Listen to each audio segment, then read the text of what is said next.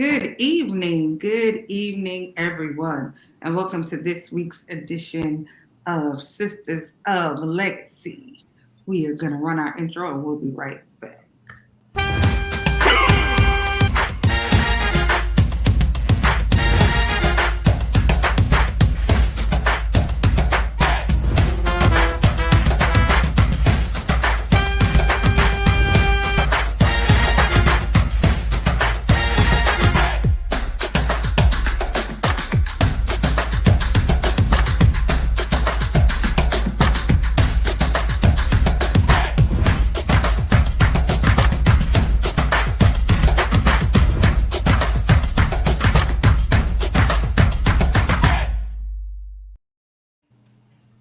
All right, ladies. So, welcome, ladies. Tonight, I have with me, of course, Shanetta McNair Hey. and Katrina Taylor. Good evening. And I am Samantha Walker. So we are on here I was about to say Monday, every Thursday night at 8 p.m. talking about things that ail us as women, concern us as women, and sometimes it's just stuff we want to say out loud. But thank you guys in advance for joining us.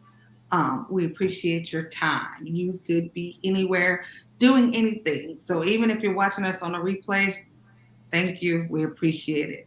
Lisa, hey, thanks for sharing. It's always good to have you join us.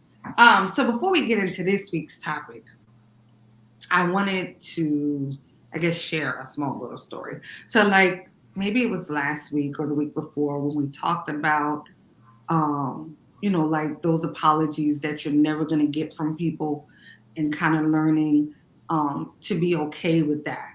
And so, there's somebody that I've known for like 35 years now. And of course, a long time ago, we had an interesting encounter. Some things happened. I was kind of left with maybe a temporary bad taste in my mouth. Whatever. With time, I kind of got over it. Honestly, it's something I don't even really think about too much anymore. But I was talking to this person yesterday, and they apologized for the interaction, how things went wrong, and kind of expressed genuine, I guess, regret in a way for some of the things that have happened between us. Now, like I said, I hadn't even really thought about it in that way. But when they apologized yesterday, like, I was like, wow. Like, it kind of made me, in a way, it made me feel better. And I think it kind of sealed some things on the inside. Like, I didn't even realize that, I guess, in some way, it was kind of still in my head, even though I don't think about it on a regular basis. But he apologized, and it kind of, made my heart feel a little warm. And I was like, okay, that was really nice. And I just thought that was so ironic because I was like, we just talked about this, recently. And it's a possibility that they saw this show, because people watch from behind the screens and they don't like and they don't share. So it's a possibility that they saw the show. But they did apologize, and I thought that was really cool. And I was like, all right, God, I had really moved on from that. I wasn't holding any grudges or whatever, but it was nice to get that genuine apology, even though, it's not something that I dwell on. So I definitely wanted to share that with you ladies and kind of just talk about it and say it out loud. It was kind of cool. I never really, because like once you work through things in your mind and your feelings, well, for me anyway, like I kind of don't really think about it. I just kind of try to roll past it. But it was nice for somebody, even though it's like 20 years later, to, realize maybe I didn't make the best decision concerning you. And I'm sorry. So that was cool. That was like one of those things I was like, okay, all Yeah. right, nice. So I Yeah, wanted that's to share that. I like that. Yeah, I thought I'd share that with you ladies. That was pretty cool. So to anyone, maybe it's something that you did to somebody a long time ago and they never even mentioned it to you. But as you've gotten older and you matured, maybe you've thought about it and like, I didn't really handle them the way I intended. So it's never too late to give somebody an apology or even an explanation. You never know internally what that might do for somebody. Yeah. Okay, so on to this week. Um, so our topic for this week is, what does pretending cost you? So my thought behind this was, sometimes, oftentimes, we live our lives and we go, you get up in the morning, you go to work, and people at work are like, how are you? Oh, I'm great. Regardless of what you're going through, a lot of times, you're great. Oh, I'm fine. Everything's okay. Sometimes you see people or you talk to family and you're like, oh, it's fine. It's okay. And I don't think we always realize that we are like habitual pretenders. We tell ourselves, like, we don't think about it as pretending because to us, it's just my business. I don't want people in my business. And that might be a valid thought, but because we're always pretending like we're all right where we're not, I feel like we're covering up stuff. Like we're covering up our hurts. We're not processing it. We're not allowing ourselves an opportunity to heal from some things. We're piling on anxiety. Things like that can lead to depression, all sorts of things. Sometimes it could physically affect your body, like you're holding in so much, or you're pushing so much to the back that you don't realize what it's really costing you. What um, being strong, because we put a lot of stuff under the guise of being strong. We don't realize sometimes what that strength is costing you. So I thought it was great opportunity to talk about that, because personally, it's definitely something that I sometimes struggle with. Just not really knowing when it's okay to not be okay. For me, I think I'm gonna come in hot with this one. I mean, but what's the alternative? What are the other options? To just be out here just balling, at work, go to work. How are you today? I'm having a horrible morning. I woke up and my back was hurting, my stomach was hurting, my husband didn't look good today, and everything is just wrong. Like, my husband and I had a fight, the kids ain't acting right. I mean, what's the alternative? When we do, like, it's just the natural way. It's the adult thing, so to speak, that we end up having to do, because the only alternative would be to say everything, to wear your heart on your sleeve, and to give everybody everything that you're feeling and experiencing. I don't know, what's the alternative to just putting on your happy face and going out doing what you got to do and coming back home and dealing with it?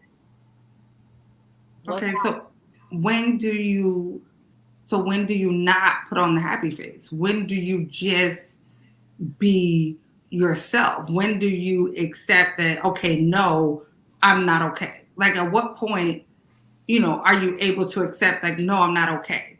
Like, When I get you what go you're to saying. therapy, when you're at home, when like, I don't know what I really don't like. I just think about that and I'm like, but what's the alternative to just be out here? Just, the polite thing that we do is someone asks you, how are you? And I think if someone says, like, if I ask someone, hey, how are you? And they're like, horrible, that would catch me off guard. That's not the expected response. Like, I expect you to say, I'm fine, and keep going. Right. Right. No, You I don't expect you to be like, I'm horrible, I'm having an awful day. Well, alrighty. Especially if we're at work and I'm just your coworker and I'm not your friend. I'm gonna be looking at you like, you're not just horrible, you might be a little crazy. And I'm gonna go ahead and go over here where I belong and get away from you right now. I mean, now, of course, there is a time and a place for everything. So I don't feel like when somebody asks you that necessarily your response should be, oh, my light's about to get cut off. I done gained 20 pounds. I'm not saying that you have to give, people itemized rundown Mm-hmm. of how you are. But my question remains though, like, so then when do we take off the mask? When do we stop pretending? Does our family get the, oh, I just feel terrible today? Like, at what point do we really sit in what's going on in the moment? Like, do we wait until we're so bogged down that, there's tears and there's a meltdown? Like, at what point do we let it go?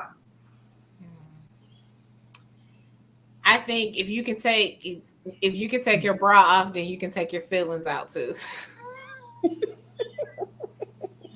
At home. When you go home. Like, you don't just be out in public, So you don't be out in public with all them emotions and feelings either. You say that for when you get home. Wow. Okay, right. I think we're going to give you a timeout. Trina, help me out here. Come on, Trina. Well, I have to tell you one thing about me. I'm gonna say I'm okay when I'm not. I'm definitely gonna be like, I'm good. I mean, the most you'll get is somebody be like, "Well, how are you?" I'm like, regular. So I might not say good, but I'll just say I'm regular. So that may mean anything, Right. right?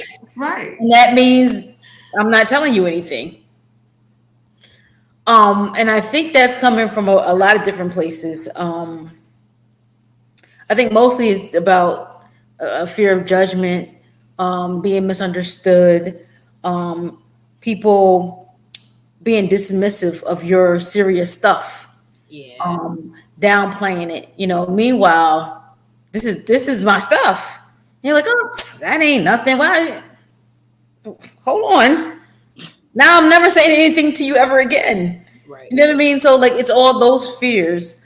I even judged of being too emotional, or are you still dealing with that type of thing? Like all those things that make you just not want to say anything to anybody and just be, me and Jesus. I'll talk to the Lord, you know, and I will say, sometimes I like Shannon said, it's for home. It's for the people that love you, who have the capacity to deal with stuff. And a lot of times that's some of it as well. Like, do they have the capacity? Does this person have the capacity to deal with this heavy thing? Mm-hmm. They may not. Um, you know, I mean, it's a lot. It's a lot because even with my children, I know that there's only certain things that I can share with them. Right. Because I know, I mean, I can't put all this on them because I don't want them now worrying about this, that, and the third. You know what I mean? So it's like you have to now judge where you can put it off and place it. And it's just a lot. So sometimes you just opt to just, you know what? No, I'm going to go in my prayer closet, or I'm not going to deal with it, or I'm going to write it down, or I'm just going to go over here and cry for a little bit and then I'll be okay. You know, 'cause sometimes the risk is not worth it. The risk to open yourself up to others about your stuff is not worth it. Sometimes it's just easier to say, I'm good. And that's where I be residing, right there. I think that it's not everything that we have going on, feeling, or maybe dealing with is not for everyone. Right. It's not something that, so like, I mean, I'm fine is the standard answer, or I'm okay, or whatever it is that we use as our term to respond to that how are you type of question. um I think there are times where you have certain people that can stop and they can hear you through the I'm fine. They know how you move, they know what you sound like, and I think those people are the ones that can ask you, but how are you really? um because everybody doesn't have access to. I was telling my husband yesterday, we were talking about something, and I was like, well, they're not in the circle, and because they're not in the circle, they can't. Have you ever seen the movie Meet the Fockers? And he talks Yes. about, the dad talks about being in the circle, and I was like, they're just not in the circle, and if you're not in the circle, it's things you just can't know. And I mean, I think that that's kind of like where it's, so it's not really pretending. It's more so of, you're not in the circle, so you just don't get this information. You don't get to know that. So anybody outside the circle, to them, it's fine. Everything is fine. I have a dumpster fire over here, but it's fine. Like, everything is fine. But the thing is that the hi, how are you? It's not really a question. It's not a question. It's just a greeting. Nobody expects you to answer how you actually are. It's just a rhetorical question that you say. Because it's polite. Right. It's a polite thing to I ask. mean, who actually says, oh, yeah, my stomach is hurting, blah blah blah. No, you just say, hey, I'm good. You, how are you? You're fine, and you keep it moving. It's a greeting. It's rhetorical. Don't answer that. Nobody got time for that. Okay, so Anthony said, well, Trina kind of answered this, why not share? And then he said, why hide feelings? And if you hear a surprising answer, how do you respond? Right. So, Trina, so if you like, Sam, how you doing? And I was like, girl, my stomach hurt. Anthony got on my nerves last night, and these kids are driving me up the wall. You're gonna be like, oh, okay, I'll talk to you next week. Like, so, No, I mean that's me and you. That's different. I'm talking about like a coworker or something like that. right. Somebody that you're not You will discuss, but a coworker or just an acquaintance. Okay, so Don't let me answer the ask. question. Just do what we do. Okay, I'm good. How are you? And say I'm good, and then we. but my have response you? is, when I've gotten a surprising response, I'm like, oh, I hope that gets better for you. And it's, if it's not someone that I'm like able to have like that conversation with, I'm like, oh, okay, I hope that gets better for you. And then yes, I do kind of keep it moving. Depending on what they said, I might say a Right. quick prayer, for them, and be like, Lord, they got some stuff going on. They need you fast. But I'm gonna kind of keep it moving. But if you're a person that I have like an affection towards, or a heart for, when I hear that response, even if I was in motion to kind of keep it moving, I might stop and come back and be like, "Hey, wait a minute, let's talk." But that that's all in relationship. Right. Depends on who it is. Okay, so let me ask you a question. Not what if they bust out. Oh, stop with the dramatics, Anthony. But so do you guys feel like this is somewhat cultural as well? No, I don't. I think everybody is generally like this. Really? Because let me tell you something. So you've never seen somebody of the Caucasian persuasion and be like, "Hey, how you doing?" And they just give it to you, all of it. People in Yeah, the I've had that. I But but I I also had that with our folks too, and I'm just like, well, you shared a lot. Yeah, I think it's personality. I'm not sure that it's culture. I think it's more personality of somebody who's gonna come out and just tell you everything like that. Um, but on a serious note though, like if someone were to, if I ask how you're doing and I see that it's something like somebody needs to get off of them, and like it's something serious, or they feel like they want to confide, absolutely, I'm ready to listen, and you know what I'm saying, and try to help or whatever like that. But on a regular day, and you just want to complain, child, just say you all right. Keep it moving. I would agree with that too. Like, I've had a coworker come in my classroom, close my door, and sit down and just start talking. That's different to me because she felt comfortable enough to come and like just pour out and just share, and we were able to have that conversation.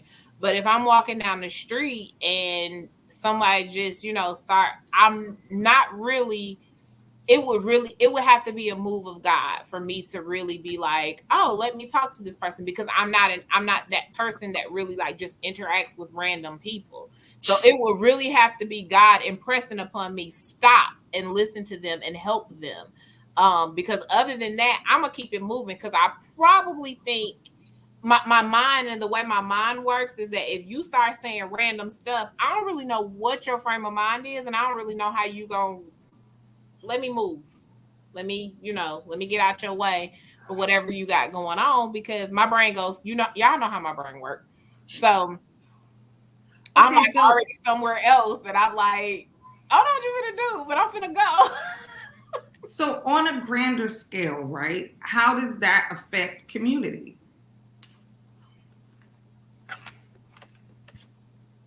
I think your community is who you allow into your circle.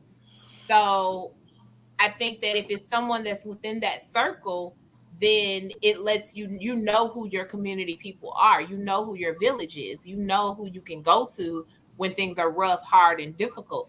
And you know who not to go to as well, because you know who's going to tell your business and, put you out there on Front Street, and you may not want the world to know this, in this moment. So I think that knowing your circle and knowing your community, because I think a lot of times there's so many different definitions of what community is.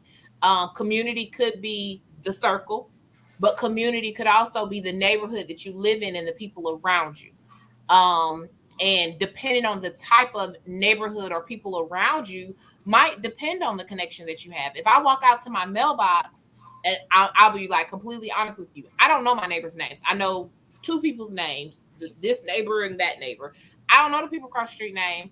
I don't know the people down the street's names, and we've been here for a while. If I walk to my mailbox and then my neighbor is walking to his mailbox across the street, and can't use them. That's a bad example because I don't like them. I don't. They are. I know. We'll talk. That's another show. Um, but if I go and the next door neighbor is at her mailbox and she's crying, I might say, "Hey, are you okay?" Because I know she has small kids. I know, some of her kids' names. So I might be like, "Hey, are you okay? Like, is everything all right?" And I might go and talk to her. But if the neighbors on the other side are at their mailbox crying, I might be like, "I hope you're okay. Have a better day." And I'm gonna run back in my house because I don't want to have a conversation. And it would have to be literally God impressing upon me to go talk to them, because I just wouldn't do it. I would just be like, oh, well, that was odd. They were at the mailbox crying. And I would call Mike and be like, hey, the neighbor down the street was at the mailbox crying. I don't know what's going on, but I came back in the house because they're not in the circle. I don't have a relationship with them. I'm sorry. It would have to be God. The Lord would have, and I would do it if it was God, and I would know, but God knows that I'm just not gonna be like, oh, you're at your mailbox crying. Let me go see what's wrong. Not get me caught up in that. Sorry. I be too honest sometimes, huh? No, it's not that. I just okay. So when I look at the state of, and I'm going to say the Black community as a whole, right? And I always think about what led us to where we are today, like as a community. Like, how did we go from knowing everybody in the 3-4 blocks around your house, and you know your mom giving sugar or butter or bread or whatever to the neighbors? Like, how did we go from that to the state of our community now, where, like you said, we won't even really speak to each other? Like, and then that shift that happened, whatever it was, how does that affect us as a whole? I think we have a disconnect because communities have become more than just the people around you. Like my true community is probably going to be the people at my church. Right. My true community is probably going to be um, people, like I said, that are in the circle. So those people, You in this circle. I'm going to respond to those people. So if I see someone, if I'm at church and it's Friday or it's Sunday and I see somebody looking off and not looking like their normal self, those are people that I'm gonna be like, hey, what's going on? Are you okay? Or if I'm not being my normal self, those are the people that are gonna say something to me and be like, hey, like I had a situation where me and Mike had a really bad argument before church. And that's hard for me because he does praise and worship. And so I'm still mad. Like literally, he got out the car and didn't come he went in church and didn't even make sure I got out the car like that day because he was mad too. I don't know if he was really mad, but I was mad. And so we're both mad at church. And literally, like you could see it on me. Him, they probably didn't know nothing. But me, my face tell it all. So he trying to sing praise and worship, and I'm looking at him like, whatever. I got the eye roll, I got the whole the whole nine because I'm like over him, which I probably should have stayed my little angry self at home that day.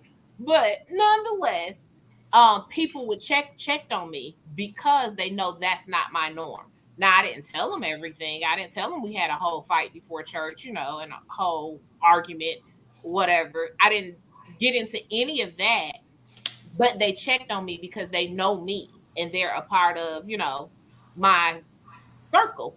So they know me. So they checked in. But yeah. Okay, so Anthony, I have two questions. One, Anthony said, do you feel like we suffer in silence too much? And then my question is, okay, how do you get in this circle? This circle you keep talking about. Who gets in it? How do people, if you only act, if when you're saying hey, it's all rhetorical, if all of that is rhetorical and you're really interested, how do people get into this circle? It's a secret circle. I can't tell you how to get in over the internet. It sounds like it. It really sounds like it is a secret circle. Okay, Trina, do you feel we suffer in silence too much? Suffer in silence? I don't, but the reason I hesitate is because, like, what benefit are you going to get from telling people your stuff? How do You you know, like, know if you don't?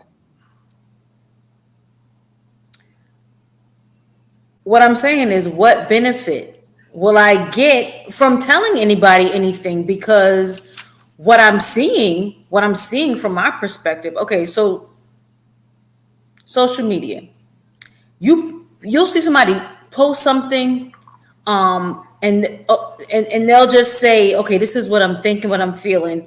Comments, attacks, people are attacking them, saying this is stupid, just really ridiculing people. Mhm. And so from that, I would never post. I'm never gonna put myself out there. Same thing. So I see what it is. I see how people act and do and talk. I hear how you're talking about other people, and now I'm gonna put my stuff out there for you to talk about me and judge me and weighing the risk and benefits. No, I don't know that it's beneficial for me to put my stuff out there and talk to somebody about it. I'd rather just pray about it.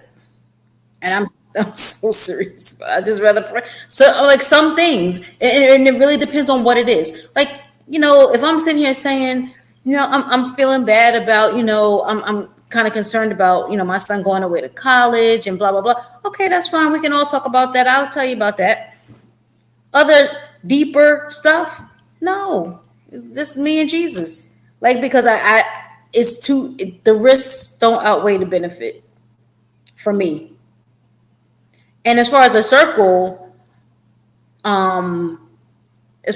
is concerned, it takes time for people for you to accept someone into your circle, or for them to prove themselves to be trustworthy, and that just comes over time. Having smaller interactions, like, okay, so I have this conversation about, I'm feeling bad about my son going away, and then I'll see how you react to that small. I'll give you a little bit. We'll see what happens. See how that go. I'm not going to be pouring out my heart and soul, and I don't know if you're trustworthy or not. Mhm. Here we are. Anthony said you will get help, advice, or a way to change your situation. That's my experience. For the record, I don't think anybody should go to social media and bleed all over it.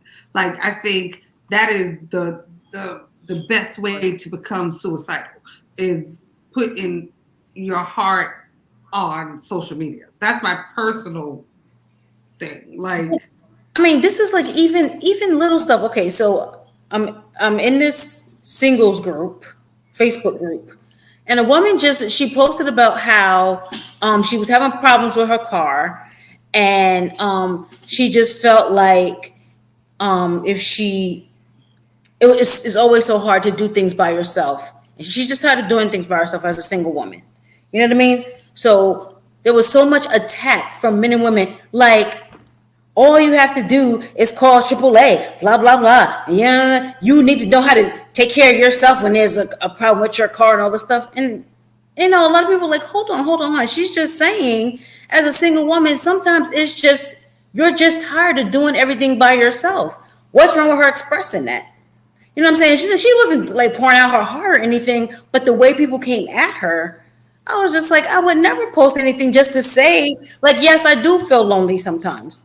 Because then now I'm going to get, oh, you know, as black women, we don't, you know, you don't need to feel this way. You need to focus on yourself and love yourself, self-love. Excuse me, I can't be lonely. Like, you know what I mean? Like, so I can't even express that, yes, I do want to be in a relationship, because then now I'm going to get hit with, you know, oh, you need a man or whatever, you hard up. And then, you know, on the other hand, it's just, no, I have nothing to say, because no matter what I say, I'm going to be judged on this end, and I'm good.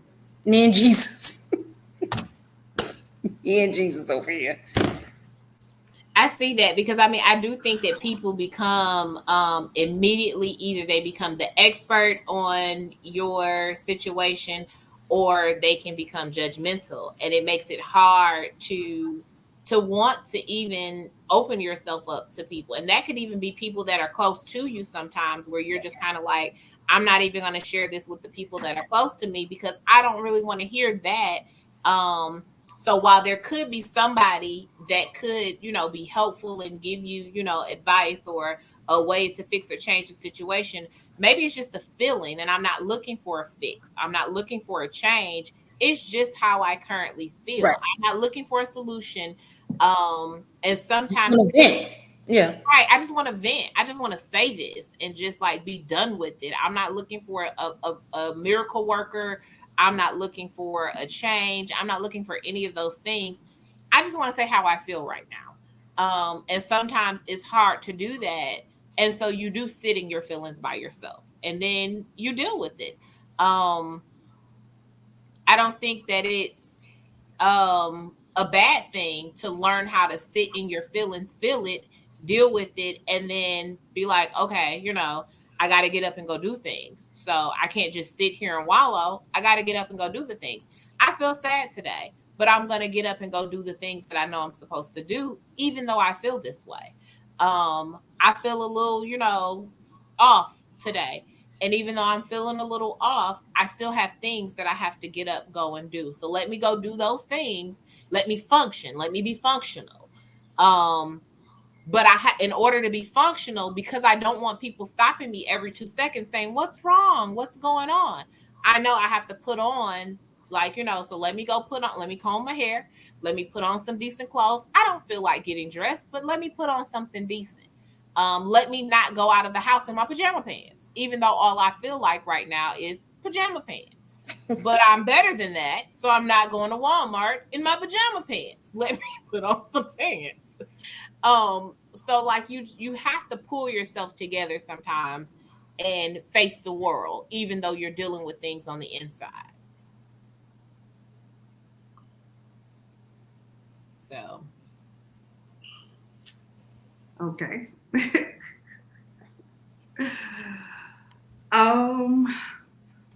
Well, I definitely think, you know, you definitely have to be, you know, you definitely have to get prepared for the game. So, you know, you gotta get yourself together and you know, and move from there. But I think I've seen a lot, and especially as of late, the more people that I connect with, the more I realize like these people, they spend their whole life pretending to be something that they're not. Like they're so lost with, like, you can't even have a real conversation because I don't know, it's like they're so disconnected from their own reality or so stuck in a moment that even though they're functioning, yeah, they're functioning, they're doing this and doing that, but they're still stuck in a moment because they can't even accept, like this is what it is. Anthony said, how do we get over the fear? The fear of what? Which fear? I'm not Probably sure. sharing and being open to opening up to others. Um Oh, I don't know. I don't think it's a fear. If that's what he's referring to. I don't think it's a fear. I just think it's a way of kind of knowing who your people are. there you go. That circle, I'm just saying, the fear of Your being people. open, yeah. I think it's just knowing who your people are. And it's just like there are certain things, Sam, that I know that if I'm struggling with something, like the other day I called you and I was like, okay, I gotta get this out. I Mhm. knew that you were the person that I could call to just get it out. But Right. there are certain people that are close to me that I wouldn't call with that. I wouldn't have called to just get it out like that. I would have just been like, if I didn't have you to call, then I would have just been like, it's whatever. And I would have dealt with it and moved on. Um, there are parts of us that everybody can't get. Right. I mean, I definitely agree with that. He said the fear of being open. For me, I just feel like it is what it is. Like if somebody say, how are you doing? Today's a bad day. You can take that however you want it. I don't care what you do with it. I don't care how you feel about it. Mm-hmm. I feel better. Now today is a bad day. And I just, you know, because like it's gonna take me more energy to try to pretend like today is not a bad day, to try to every time somebody come, you know to try to put on a smile for me. Like that's more energy.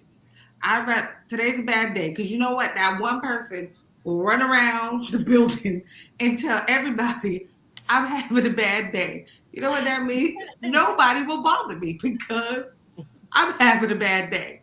I just done solved a whole lot of problems with just one honest statement. I mean, like, and I think it's mainly because, like, I watched my mom for so long, like, just be herself in the sense, like, didn't matter whatever was going on, whatever was falling apart, she was never gonna let anybody know it was falling apart. Like she was just gonna whatever. But like, I mean, it's scientifically proven that stress and holding stuff in and anxiety, like that stuff weighs on your body. Like, you age faster in the face. Like, for some people they gain weight. For some people it's your blood pressure. For some people, like, your hair fall out. Like, honestly, a couple of years ago, and in some ways I'm still kind of struggling with it. Like, all my hair fell out. And when I say all, I mean like all. Like I had stressed myself to the point of no return. I literally could have stapled hair to the top of my bald head. Like that's how bad, me holding in everything and me trying to say the right thing to people at the right time. Like that's how I had got. And it took a long time for me to even get where a little bit of fuzz would grow back in some spots. And then I was looking like a plucked chicken, like you got a patch here, a patch, like it was patchy. And like, so once it started coming back in and doing better, I was like, you know what? I did all that, like trying to pretend like I had it all or whatever it was. And for me, like, there was no benefit. Now, don't get me wrong, I'm not just going to run up to strange people and be like, oh, well, this, and this.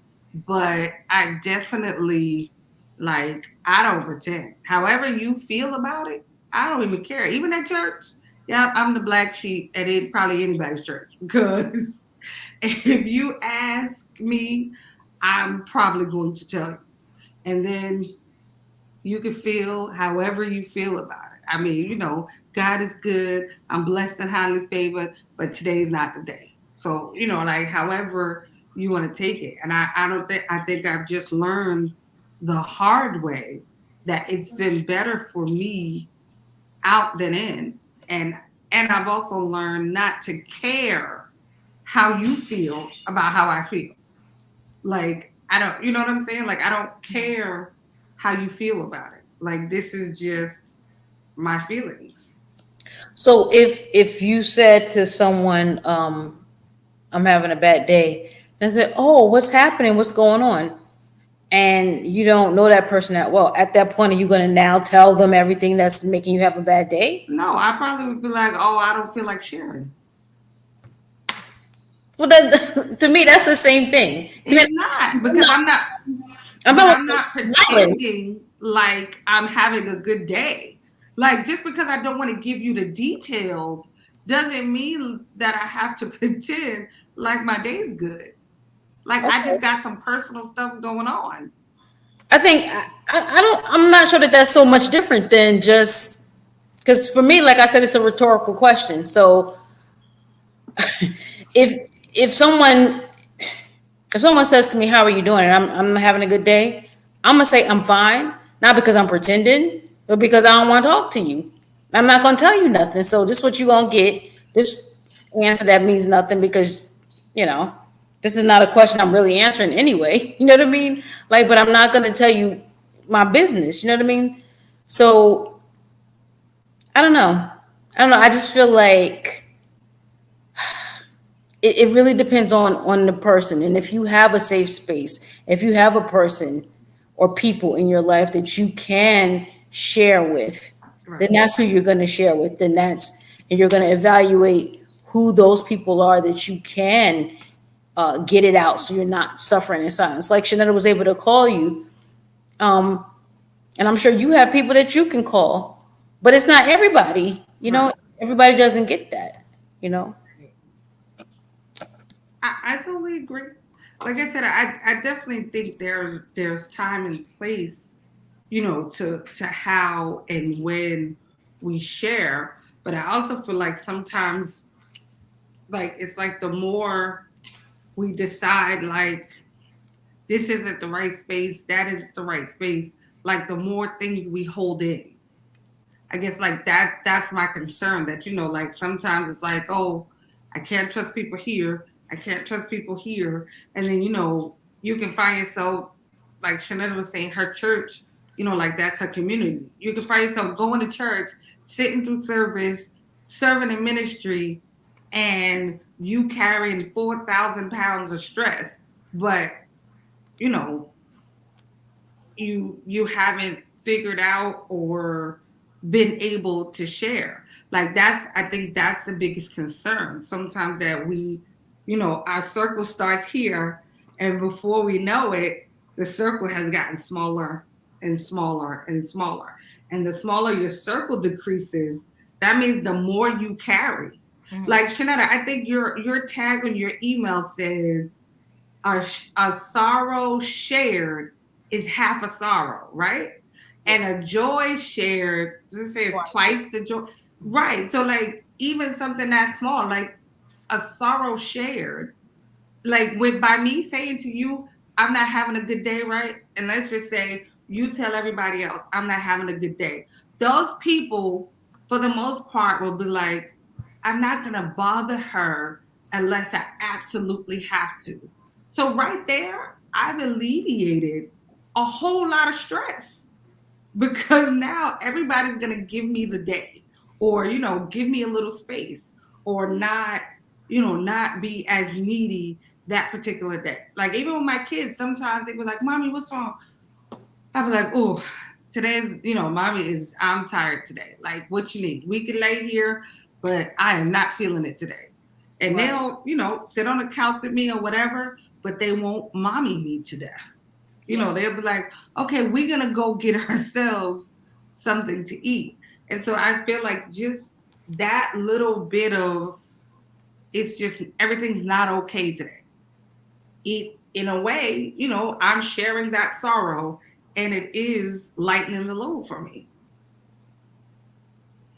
I think it's important to make sure that you, when you have those burdens, when you have situations that are heavy on you, instead of what I guess we've been identifying as pretending and wearing a mask and not really letting those things out and letting those burdens weigh down heavy on us. Instead of doing those things, we do have to figure out, one, who's in that circle that we can talk to.